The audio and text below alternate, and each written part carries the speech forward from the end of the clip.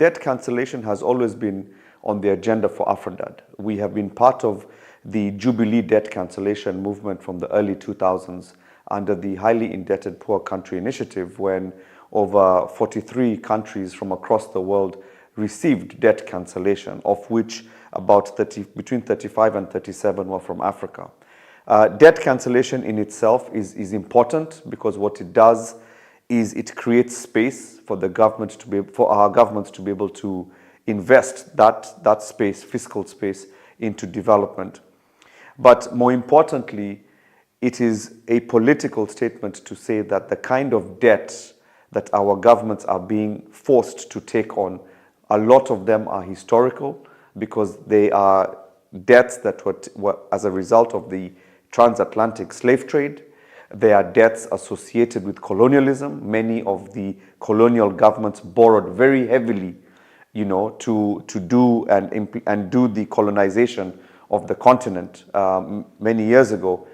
And when our countries got independence, they also left that debt for us to continue paying. Very good examples of this are in South Africa, in Zimbabwe, and so on. So we are asking for unconditional debt cancellation because the debt that we owe today is very much linked to those historical injustices from a system that was designed to extract away from the continent.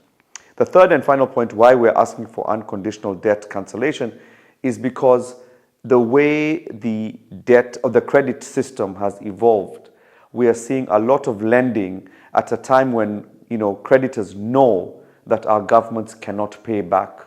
They know that there's a level of debt distress that exists in Africa, yet they insist on lending to our governments. And so we are actually saying that this type of lending is what we call predatory lending. It's you're creating a situation of perpetual debt. So that is why, as AFRODAD, together with our partners, we are insisting on unconditional debt cancellation for African countries and African governments. But if I can also conclude to say it's not debt cancellation alone.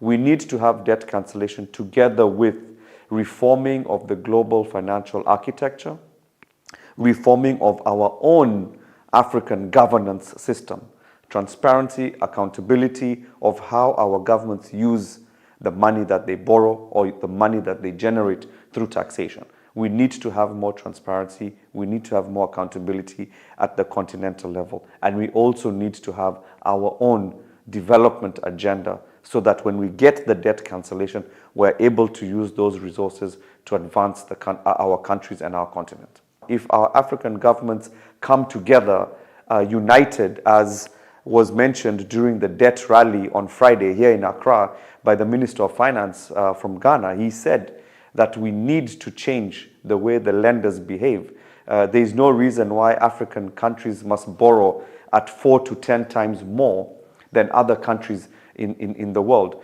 There is no reason why certain lenders must not be on the table when the debt is being restructured or being negotiated. So I think it is possible, but at the center of that, it is very important that African leaders come together and be united in that common message that we need unconditional debt cancellation, because it is very difficult for us to continue paying a debt that to some extent and to a very large extent we do not owe because it's illegal due to the historical injustices, but it is also immoral in the modern day because there are lenders who are lending to countries knowing very well they cannot pay.